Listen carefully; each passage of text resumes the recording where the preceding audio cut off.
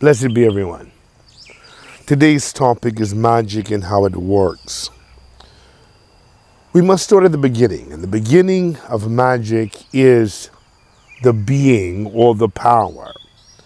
I refer to this being as the power. The power is within all things. The presence is everywhere. It's in the trees, the grass, the sunlight. The universe is in every single place. Many well-meaning people misunderstood the power and tried to force it into a religious identity. The Muslims call it Allah. The Hebrews call it Eloah, or they call it God or Adonai. Christians call it the Father of Christ, Abba. And many other people try to do this here. And when they did this, what they've done is diluted what the power was in theology and theosophy. You cannot dilute the power itself. So whereas there was no quantitative dissolution of the power, there was a psychological or a philosophical depleting of the understanding of what the power is. As a result, we end up with all of these different religions and denominations and factions within the denominations. Even in the pagan experience, people have formed clusters, groups, and tribes to debate, discuss the power, and they misunderstand what the power is. There is a notion that all things was created by the power or the great spirit or whatever it is. For the sake of all of my teachings, we will call this power the monad. We will call it the monad or the source or the force. This simplifies things and it divorces it from the stereotypical definitions of what the power is. So the monad is the power that flows in everything, literally. The monad does not create. And this is a misconception as well. A lot of people think that the world was created, the universe was created. But the monad does not create, the monad emanates.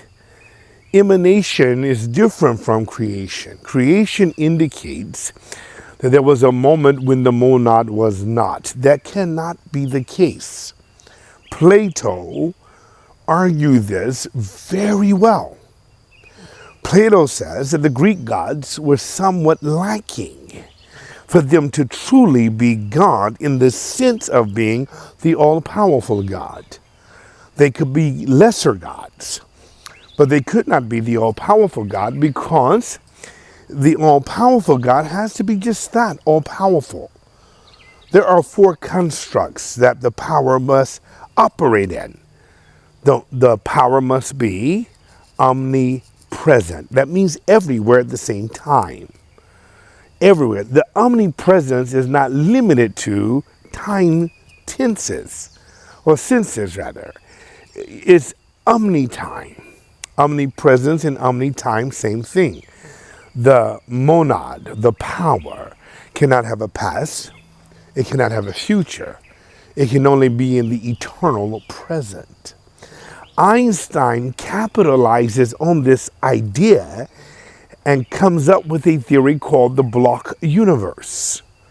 The block universe simply means all things that have ever happened or will ever happen has happened simultaneously. Is in this eternal state of nowness to the monad. It's only we who are within time can move through this place chronologically to give us an experience. And so when we experience something, we can call that time. Okay? Now, we'll deal more with this in later videos and at later times.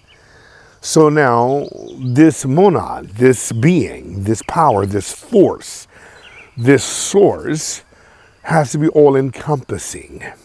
It has to be everything. And if he created or she created or it created, then that would mean there was a time when the monad was devoid. The monad was devoid to the object that was later created. So let's just pretend like the monad desired a car. And if the monad desired a car, what happens then is that the monad does not have a car, because you wouldn't have desire if you had it. So the monad desires a car indicates lack. For God to truly be God, or goddess to truly be goddess, there can be no lack. There can be nothing missing. Now, if God was to create the car, then once God has the car created, there was a time that God did not have the car, or there was a time that the car did not exist. Well, if this is the case, then the monad cannot be monad, because again, it violates omnipresence. Omnipresence also gives rise to what we will call omniscience, which means knowing everything. The monad has to know everything, and the reason the monad knows everything is because the monad is always in all places at all times. This allows the monad to know everything, because if you're everywhere, you see everything. If you see everything, you know everything. So monad knows every single thing. Now, when we look at it all together, we run into a dilemma, because none of this actually makes sense. It's not logical. And this is what happens with science. It happens with religion. None of this makes sense. A being that has always been, that doesn't create, and that's not contained by the constraints of time, that's just there and always been there. See, the preacher runs into trouble here, because the question is, where did God come from? Who made God? You know, nothing from nothing leaves nothing. And so science runs into the same problem when they try to use their apparatuses to figure out how the universe works. They run into the same problem. They get beyond the singularity, everything gets dodgy. Where did everything come from? You know, it doesn't make sense, you know. Where did the first universe come from? Where was the first star born? What took place? And even the theories of Einstein don't really make sense. Entanglement, phantom elementals and phantom particles and, you know, phantom electrons. How does that make sense? How do two things, once they were entwined, communicate at great distances without travel, without sound waves? How does that work? And even when we see it displayed in twins or people that are just really, really close to each other, how does it work then? You know, a daughter can be somewhere and a mother can feel what's going on with her daughter, or vice versa. You know, the son could be somewhere and the brother and sister. It's amazing how this family type of telepathy works, you know. So string theory can only give you so much information, and spirituality can give you only so much information, but then it's silly. It really, there's no explanation after that point. There is nothing else there. So logically, this doesn't make no sense at all. You know, logically, a being that is always there, needs nothing, that has everything, can supply everything, and is always in every place at every time, every imagination, every being, every person, every state, every country, every universe, every atom, everywhere. And what gets more funkier is when science says that there's not several electrons, there's only one electron. And this one electron can move through time in such a way that this one electron is every single tree you see. It's within every tree, every person, every body, every structure, every substance you see. It's just one, not many electrons, not copies of the one. It's the one electron in different places at the same time, but it looks like it's different and it looks like it's many of them. That makes no sense. Quantum mechanics makes no sense. Logically, it really cannot be understood, no matter how scientists try to pretend as if it can, and no matter how the pastor try to pretend as if he knows. So the only explanation to all of this is magic, faith, and belief. The way this universe is ordered, the way it is shaped, the way it is moved is all magical thought. Every single bit of it. Every atom, every neutron, every star, all the stardust, every person, you're here magically. And to those that want to do the magical arts, you have a head start in trying to figure out all of this magic. You know, you're already up on the game. Because while everybody around here trying to use their five senses, which are magical senses, but they don't know that, and they lock themselves out of the magic, becoming muggles or cowards, and they don't look at the magical lens thinking it's pretend or thinking it's fake or fictional, and they won't look at it. They'll laugh and scoff at what I'm saying right now. Like, no, there's no such thing. You must think you're Dumbledore, Harry Potter, or Snape. You know, that's what they will say. But the truth of the matter is that it's a magical universe because we're here. How did we get here? Where did the first thing come from? See, logic demands chronology, sequence. It's a type of a symphony of cause and effect. But right here, there's nothing logical about us being here at this time. The way we can think and move and speak, communicate, the way our bodies operate, there's nothing logical about it. You can explain the logistics of it, but when you think about why does somebody just expire? They never, had a sickness or disease. They just got older. Why did the cells get older? Don't confuse the explanation with the process as if that is the explanation. They can explain the stages that they've created that the cell goes through that has caused aging to occur. But they still don't know what the hell it is. They are clueless. Why someone that has no diseases get older and just dies. Or these other things. Is all a matter of faith, magic, and that's the true sense of spirituality. So, if you're to be a witch, a sorcerer, a magician, a necromancer, a hoodoo worker, voodoo priestess, whatever you call yourself, it starts with understanding that everything in this universe is magical. To the practitioner, there is no such thing as the mundane. And so we need to get our minds out of logical thinking and more into magical thinking. Now, scientists will laugh at us, and a lot of so-called educated, upper, bougie people may laugh at this. However, in their own disciplines, they have what we call magical thinking. They just compartmentalize it. In algebra, you have imaginary numbers. You have, imaginary numbers. You have abstract thinking. That's what geometry, calculus, and all of that is.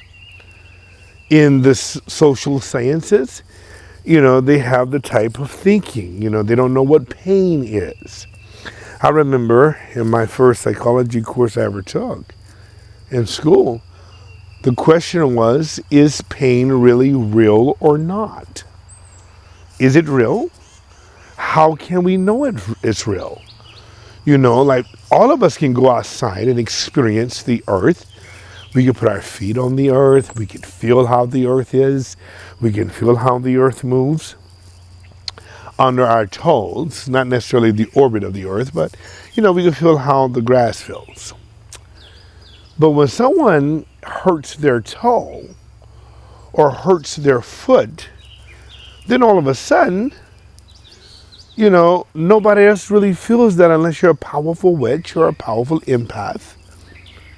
You may feel what the other person feels, but usually that pain is within that person's own bodies. So how do we know that it's real? And that's what the psychologist was asking us. How do you know that pain really exists?